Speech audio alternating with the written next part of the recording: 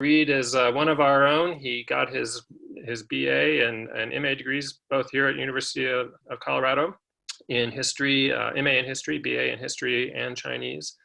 He then went on and got his PhD in history at the University of Hong Kong, finishing that up a couple years ago. And we've been sponsoring him here as a visiting scholar here at the Center for Asian Studies over this past year, and it's been great to have him here as part of the community. Reed has a book that is coming out, a book on Sino-Indian border conflict between 1950 and 1970. With that, like I said, again, thanks, Reed, for giving us the opportunity to all get together, and I will hand it over to you. Okay, great. Yeah, so once again, thanks everyone for being here. It's really an honor, and I'm kind of overwhelmed to see the number of people who showed up. So as Professor Oakes mentioned, my topic is the 1962 Sino-Indian War, which I've been working on for the last 6 years, 5 years in Hong Kong, and I'm continuing here. And anyway, I think I'll start off by talking about my methodology for this project. So as a historian, I'm of the empirical variety, so I ended up gathering documents from a variety of sources. I ended up getting documents from 32 archives as part of what a lot of people have done for international history in 10 countries, so Australia, Burma, Canada, China, etc. 30 newspapers from 8 countries, and I did a couple of oral history interviews. So I ended up interviewing a retired American diplomat who was stationed in New Delhi when the Sino-Indian War broke out, and also Neville Maxwell. And for those of you who are specialists, you may know him as an early authority on the border conflict. And his work, the India's China War that came out in 1970, was really a major accomplishment in the field. And he was a journalist, and I was lucky to interview him in actually a couple years before his death. He passed away in September, so that was fortunate. I was able to speak to him, and 20 miscellaneous works and collections. So these would be things like the United Nations treaty series, different letters from Indian officials, Chinese memoirs, this sort of thing. And anyway, as you can see on the right, this is one of the many archives I went to at the Library of Congress, which can really spoil you in terms of archival experiences. So I won't spend too much time on this, but I just wanted to give some overview of the academic literature and why I picked this topic. So the Sino-Indian War is definitely understudied compared to other conflicts. If you look at the historiography on World War II, World War I, Vietnam War, and even the Korean War, it really pales in comparison. That's not to say there's no work done on this topic. In fact, in the last 10 years, there's been some really excellent work by people who are in this call. In fact, Miti Mukherjee, Anton Harder, Berenice Guyot-Richard, Das Gupta, and Luthi. That was an edited collection. This is an edited collection on the right that came out a few years ago and had some major articles in it. Paul McGarr, who I think is also in this call, and Dai Chao. So there's stuff being done, but I would argue not quite enough, and there's additional perspectives that one can take a look at. So I would say that my contribution to the field would be using newly available evidence, and from a lot of these archives, I was able to successfully get documents declassified. So if I remember correctly, I was able to get 755 pages declassified from the John F. Kennedy Library in Boston. I got dozens of documents declassified from the National Archives of Australia and that sort of thing. And also there are archives that just seem underused, like the National Archive of Myanmar. Not too many people know about that or have used it. And I'm happy to talk more about the different archives that I went to. But also, I look at alternative perspectives. And by this, I mean, of course, looking at the views of policymakers and generals, which are instrumental in any war, but also how relatively ordinary people view the conflict. And by this, I mean shopkeepers, academics, people from all walks of life in different countries, people just writing into newspapers, perceiving the conflict. This hasn't been looked at too much, and then also putting this in a broader international context, which some scholars have done, but I like this international history model, which I think is really the future in terms of the field, looking at more national, international, and global perspectives. So to give some background about the war, where and when did the war take place? So the war took place from October 20th to November 21st, 1962. So it was a short conflict, and this partly explains why so few people know about it. And it took place along the 2,100-mile border between China and India. So this is the western theater of the war. This shaded area is a high-altitude desert known as the Oxai Chin, which is in dispute. And in the east, there's this shaded area what was known to Indians as NEFA, the Northeast Frontier Agency, and it later became the state of Arunachal Pradesh. So these are pretty enormous tracts of territory. And here's the zoomed in version of these two maps. So there's all sorts of claim lines that are a little bit confusing, but just to draw your attention to a couple of things. So in the eastern sector, this dashed line here is known as the McMahon line, and that's a very controversial line that came about in the early part of the 20th century. And China never really recognized that line. And that's what the Indian claim line is, and the Chinese claim this dotted line down here. In the West, the claim lines are not as clear, but in this case, they run along different mountain ranges, the Karakoram Range and the Kunlun mountain range. The other thing about this map I'd like to draw your attention to is this dark line that's bisecting the Oxai Chin. So this was the Tibetan highway that was constructed in 1957, and this precipitated a lot of controversy and tension between the two countries. Okay. So anyway, here's a photo of that Tibetan highway, which was used to transport troops before and during the Sino-Indian War. So the facts of the war. Well, in a lot of ways, it was a conventional war.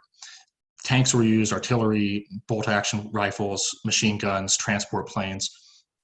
But it was limited in the sense that neither India nor China had nuclear weapons at this time. So that limited the scope. In addition, neither country used their navies or their air force. So even though it was limited in that sense, I was surprised to discover that over 100,000 troops were engaged. And a lot of these troops were logistics, for communication. Not that many were fighting, but it was a large mobilization in terms of just the number of troops. 3,000 Indians and 700 Chinese died, and 4,000 Indians. And I actually have not found evidence to say that there were any Chinese captured. So all of this is to say that it was a humiliating defeat for India and really a rapid war. And many Indians at the time and even today say that they were caught totally unaware, which is debatable. Okay, and so here's a couple of photos that are of Chinese troops, and as you can see, this is from the People's Daily, the main state newspaper of the People's Republic of China. So in the left, you have these soldiers scouting for airplanes, you can see up here, and the right, you have them scaling a snowbank. So these were almost certainly staged photos, but nevertheless, it is remarkable how inhospitable this terrain is. So most of the fighting took place at 14,000 feet. And so for those of you who are from Colorado, you know about the 14ers mountain ranges that are mountains that are at this altitude. And if you've ever hiked one, I haven't done this, but I've heard it's very difficult. And so if you can imagine what fighting at the altitude for a month would have been. So although these were staged photos, these soldiers really were heroic in all sorts of ways.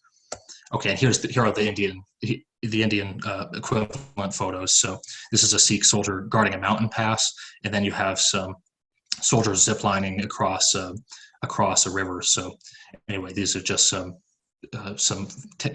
bits and pieces of what the war looked like.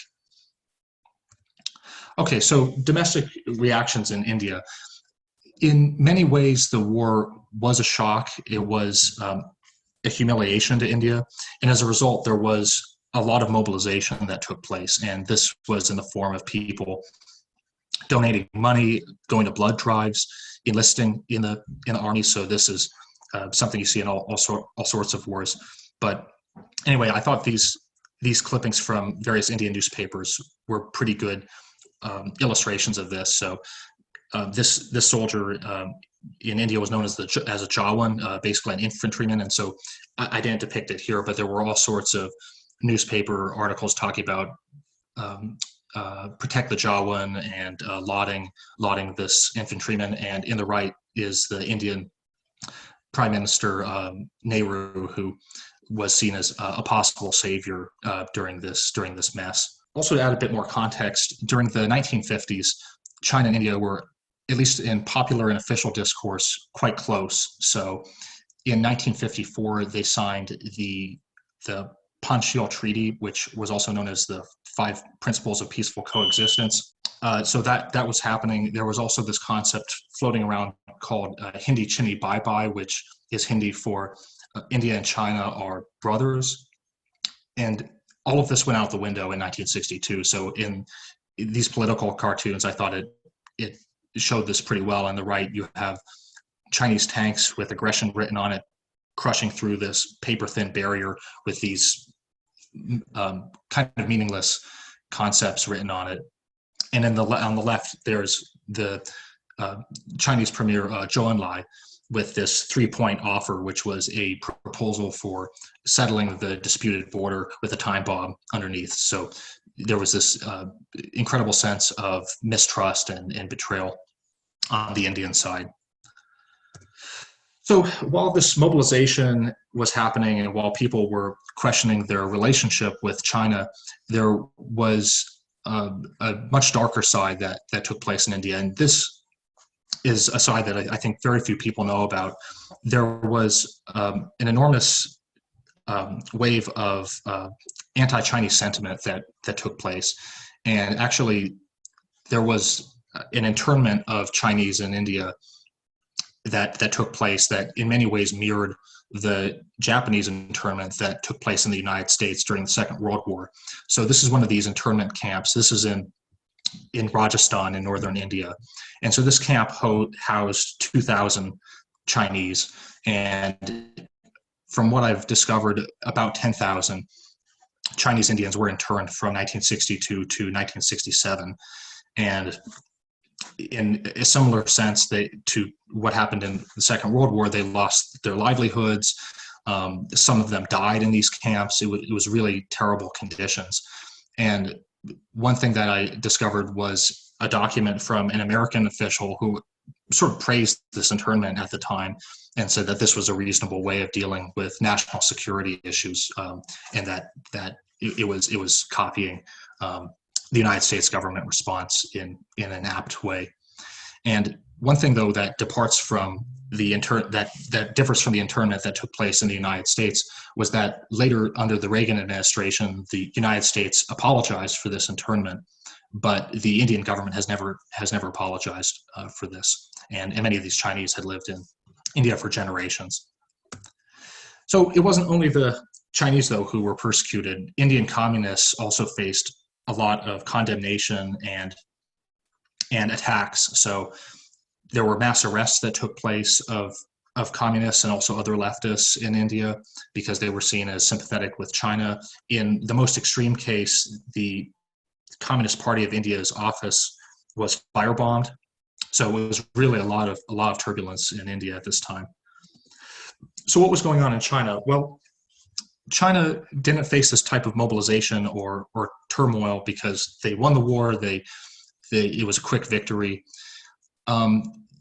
Curiously, I did see a document that was from Mao Zedong, who said that actually the Chinese government was considering doing a reciprocal internment of Indians in China, but ruled it out for a variety of reasons. So all of this didn't happen, and part of it was gaining the moral high ground in a sense.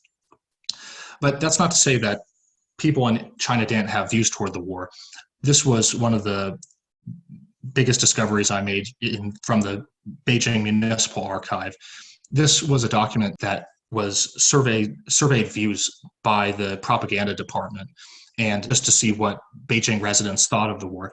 So I thought the first quote was a good representation of a nationalistic, pro-Beijing sort of view that you might expect to see in the People's Daily, being dismissive toward India, that kind of thing. But I was surprised to see that there were critical views that were compiled in this document.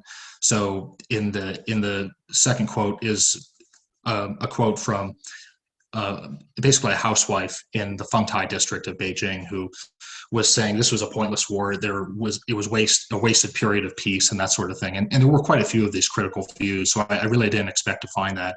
And there's a whole story behind how I got this document, and I'm happy to talk about that a bit more during questions. So that was what was going on domestically. What was going on internationally? Well, the West supported India. It sent, as you can see in the right photo, a lot of material aid in the form of weapons, equipment, and also moral aid. And that was saying that China was an aggressor, that Red China was, so-called Red China, was up to no good as usual, trying to grab territory and expand. As a result, the Pakistani government condemned this Western aid and actually turned toward China. And although it was India that felt betrayed by China, Pakistan felt betrayed by the West because relations were pretty close before this war took place. The Soviet Union was in an awkward position because, of course, it was a communist country like the People's Republic of China, but it had actually developed much closer relations with India at this time as a result of the Sino-Soviet split that took place in 1960. So I found all sorts of quotes from people like Nikita Khrushchev, who said things like, "Oh, we don't really know who started this war. We should remain neutral. We hope it can get resolved soon." But actually, Soviet views were more complicated than this. If you read diaries and things where people were pretty angry at China for in a sense starting this war. I think the thing that I found most surprising, though, was that Taiwan supported the territorial claims of the People's Republic. So I found it a bit surprising because in the larger Cold War context, you might expect Taiwan to do whatever it could to needle China. But the Kuomintang government in Taipei continued to claim all territory in China, which included these disputed areas along the Sino-Indian border. So what's the legacy of the war? Well, this is jumping ahead a few decades, but the war remains disputed and highly militarized. These days, I think most estimates say that India has more troops along the border than China. So there's a sense of wanting to avoid a repeat of the 1962 humiliation. There are occasional confrontations that take place, not in the same way or in the same scope as what took place in 1962. The most recent one, if you remember in the news hearing about conflict over an area called Doklam, which is in Bhutan, but in certain ways Bhutan is a satellite of India, at least in terms of foreign policy. So the war memory, this is also something I found interesting in my research. If you go to China and you ask 100 people about the Sino-Indian War, maybe one knows what you're talking about. If you go to India, it's the reverse. So once again, there's this trauma of memory, this traumatic memory of the war that causes it to remain relevant to Indians. The reason why I included the photo on the left is to say that although there's a lot of talk about conflict and confrontation at the border, that's not entirely true. From my research, I discovered that the border guards from each side in the past, and I'm sure today, still sit together for tea, they still joke around, and they really try to make life in this inhospitable place as pleasant as possible. So anyway, that's where the border stands, and we don't really know what's next about it, but one thing I do know is what's next in terms of my research. So I have a forthcoming article in the Journal of Cold War Studies, an MIT Press journal, where I talk about the war of propaganda and war over information that took place in the 1950s and 60s over the border. I'm revising my dissertation, as Professor Oakes mentioned, for publication as a monograph, as a single-authored book, and I'm quite open to hearing about possible press ideas during questions. There's many qualified people who I think would be able to talk a bit about that. And I'm also continuing a Sino-Indian War oral history project with Columbia. I began this as a PhD student, and it's ongoing, trying to interview as many people as I can who were involved or were affected by the Sino-Indian War. I tried to interview veterans of the war in both China and India, and that was not successful, unfortunately. And I can speculate as to why that was. The war was nearly 60 years ago, so many of the veterans are very elderly and not in good health, perhaps. I think also there's some hesitance to talk to a foreigner about a topic that's still a bit sensitive. So yeah, once again, if anyone knows any leads about this, that would be quite helpful. So yeah, I think that's pretty much it. I guess one last thing I'd say is that I think that this topic, and in general, Asian studies and Asian history, is still valuable and important, given that the 21st century may shape up to be the Asian century. So hopefully we can keep the humanities alive and the study of Asia alive. So thank you very much for listening.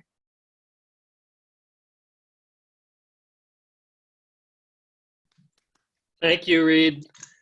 That was that was great, and it's great to have a lot of time. We've got a lot of people for discussion here, and I think I would start just by commenting. I think that this is probably the most well-attended CAS luncheon talk we've ever had. So congratulations. Thank you. It's nice to break a record, I guess. I will just take the prerogative and begin by asking you whether or not you have any sense, and I have to ask you an infrastructure question, because okay. I'm obsessed with infrastructure, as many of you probably know. And I'm just, you mentioned the Tibet, the highway in Aksai Chin, and the role that it played in that portion of the war, or in that territory. I'm just curious whether you have any comments about more recent infrastructure developments, particularly on the Chinese side, I guess, and whether or not they have, whether in terms of new highways or other types of infrastructures. Obviously China has been investing tremendous amounts of resources into infrastructure development, and I think India has too, to a certain extent. And so I'm just curious whether you have observed anything or have any comments about China's recent infrastructure push, and whether it has reshaped how this border dispute has played out more recently. Yeah, that's a really good question. And one small regret I have is I haven't physically been to the border. I would love to look at what's going on. I know that the scholar Arnie Westad has been, and it is interesting what's going on. From what I've read, though, in the case of Doklam in Bhutan, this actually was the main cause of the conflict there. That China apparently was building a road through that area, and India reacted by sending in bulldozers and things to actually rip it up. So I think that's a major and perhaps the main cause of conflict in the border region, that China is building these roads through and not really seeking India's approval for it. Is the war less known as a Cold War hotspot due to the Soviets' neutrality? Yeah, that's probably true. I mean, I think in a lot of people's minds, the Cold War was between the United States and the Soviet Union, and because the Soviet Union was not that engaged in the conflict, and in fact delayed the shipment of MiG fighter craft to India because of the conflict, did make it less well known, at least to an American audience. I think that's certainly true. And also, I think someone mentioned how someone made a comment about, I think this was Alan Robach made a comment about the Cuban Missile Crisis. That was going on concurrently. So that was what dominated the news for many countries. And to comment a bit on that, there is some speculation that China went to war with India because the Soviet Union and the United States were engaged in the missile crisis, and that presented a window of opportunity. I actually don't agree with that, and I, in my thesis, wrote a section about how I don't think that's true. I think local conditions and other factors caused China and India to go to war, and it's really speculation to say that they were engaged in that way. So I'll do this question. So did the outcome of the war change the country's physical borders? Well, the war left the borders in the following ways. So basically, when China defeated India, it was able to occupy a large portion of the western sector. Well, actually, it occupied both sectors, but it withdrew. I think it was something like 20 kilometers from both. But in actuality, it controls more of. Well, it does control the Aksai Chin in the west, and Arunachal Pradesh in the east remains under Indian control. So it's, I guess you could say, status quo antebellum. One thing that precipitated the war that I didn't have time to go into was India made forward movements in both sectors, which China responded to. Dave, yeah. In all the discussions you might have had with people, what's your sense on a resolution coming about in terms of the territorial boundaries of these disputed regions? I'm asking that because where we work at DPA there in Hawaii, we have all kinds of problems trying to operate in places like Arunachal Pradesh, and we have there's a lot of aircraft up there that we have to find, and we have private citizens going up there and creating difficulties. What's your take on that? Yeah, I think it's one of these things that I guess it's a cop-out. As a historian, I know more about the past than current events. But it seems that there have been many attempts to settle the border in terms of talks, but there hasn't been an agreement. I guess the closest thing I know of an agreement is saying that the status quo will be kept and that neither country should disrupt that. But but to this day, I believe if you look at Chinese passports, they have a map of China which includes the areas in both the west and the east. So at least in I guess intellectually they still haven't given that up on either side. So it seems to me that one crucial aspect that you might have looked into that you couldn't mention is the issue of how Afro-Asian countries in the third world responded, because China and India were also engaged in what was actually, even in the days of Hindi Chini Bhai Bhai, an actual competition for leadership over the third world, which was very much driven by their own competing sense of exceptionalism and cultural superiority, civilizational superiority. And so that actually, the outcome of the war was also propaganda war. The war itself continued after the end of the conflict in the shape of trying to convince and win the international opinion in these countries. And I do think India, perhaps, maybe you disagree with me, I'd be interested to hear your thoughts, but it seems to me that China somehow did, unlike in the West, slightly win that battle. And I'd be interested to know what you think of this.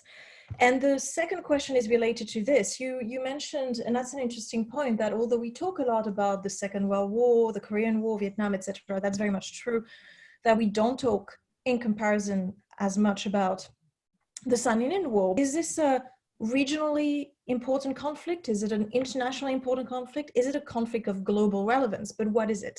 In other words, why should we care beyond the circle of South Asianists and China specialists like you and I? Yeah, thanks, Berenice. These are great questions. I think, well, I would agree with you on the first point that from what I've discovered after 1962, countries along the larger arc of the border, for example, Nepal and Burma, turn much more closely toward China. That I think is pretty clear, not overwhelmingly, but definitely relative to before 1962. Bhutan, I guess, is an exception, but yeah, definitely regionally, China did win that. And although I don't know, I guess internationally, yeah. I mean, I guess it really depends on what country you look at, because I think that to this day, lots of people in the West would view China as an aggressor in that case, even though that is debatable. And the second question about why people should care about it, well, after all, China and India are the world's two most populous countries, so I think anything they do affects the world. And if these countries had nuclear weapons, it could have had enormous consequences. And now they do have nuclear weapons, so you never know what might happen and what policymakers react to or overreact to. So that's what I would say. What I'm curious about is how far we can think of this event on the Chinese side, this war, as an anomaly in terms of Mao era foreign policy. If you think of Chen Jian and the way he always ties diplomatic action, foreign policy moves by Mao's China to domestic political agendas. Is this war somehow an anomaly from that perspective? Well, I guess in a sense I'd say no. The reason I say no is I'm thinking about the Sino-Indian War in comparison to the 1979 Sino-Vietnam War. Both were punitive wars in the sense that Mao was trying to teach these neighboring countries a lesson to not cause trouble. And I believe I have seen documents where Mao makes this analogy to disciplining these countries. So in that sense, maybe not. You sort of described this backdrop to the conflict where there was a superficial kind of friendliness, but a lot of distrust between the two countries.